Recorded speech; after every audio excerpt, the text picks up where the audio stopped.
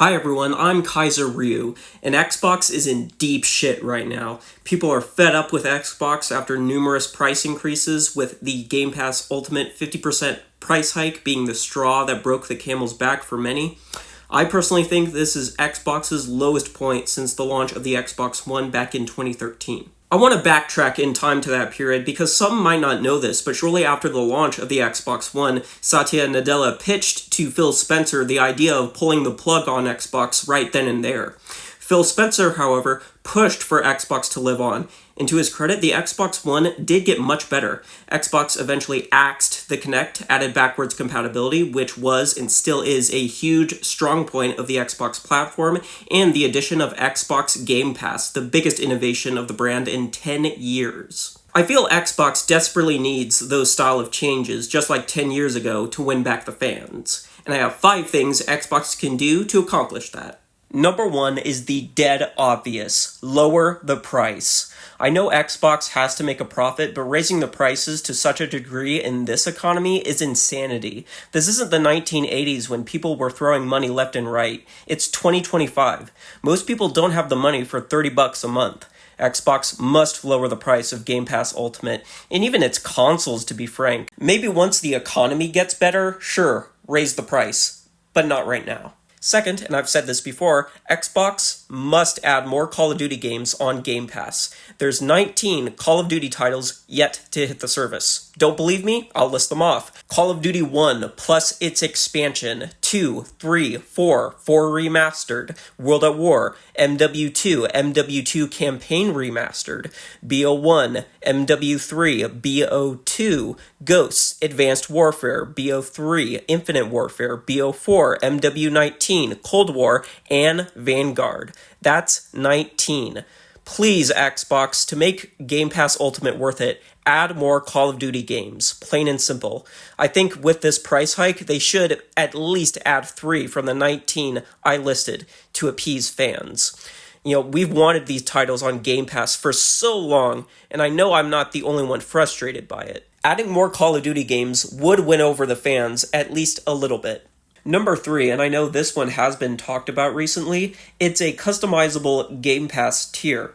I know many people who use Game Pass for those day one releases, but only play a handful of those titles throughout a single calendar year. That's why many are unsubscribing, because it's cheaper to just buy those games outright than pay $360 a year. How about there's a cheaper tier, perhaps $15, where you can pick 5 total day one releases out of the 75 you get every year. You can play only those 5 games day one. It would be easy. Just go to the Game Pass tab on your console, go to Coming Soon, find the game you want, and pick it as one of your 5 total.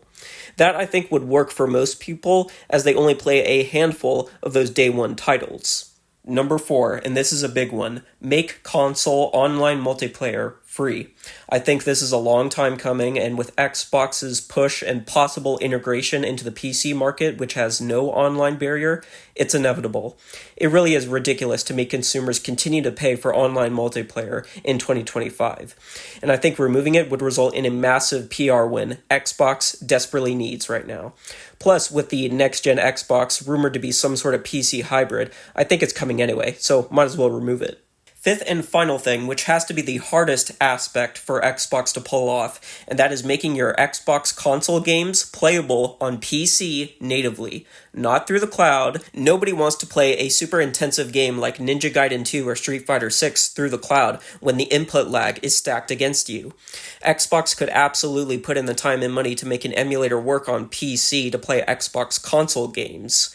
Heck, playing 360 and original Xbox games on Series X already uses an emulator. With Xbox in such dire straits right now, many are questioning if they should even continue to buy Xbox games, if the Xbox console or platform won't last another 10 years. However, I think it's safe to say that, at the very least, Xbox PC titles will live on, even if Microsoft pulls the plug on the Xbox console. Sure, companies would need to approve titles so that people play these console games on PC due to licensing issues, but a partial list is still better than no list. I think publishers like Koei Tecmo would be okay to allow games like Dead or Alive 1 through 4, Ninja Gaiden Black, Ninja Gaiden 2 to play on PC given their support for Xbox Play Anywhere. That would be awesome, and I know tons of people in the NG community would freak out if they can play NG2 and NGB on PC. Plus, there's Microsoft themselves who could absolutely put games like Gears of War 2 and 3 on PC since they own them.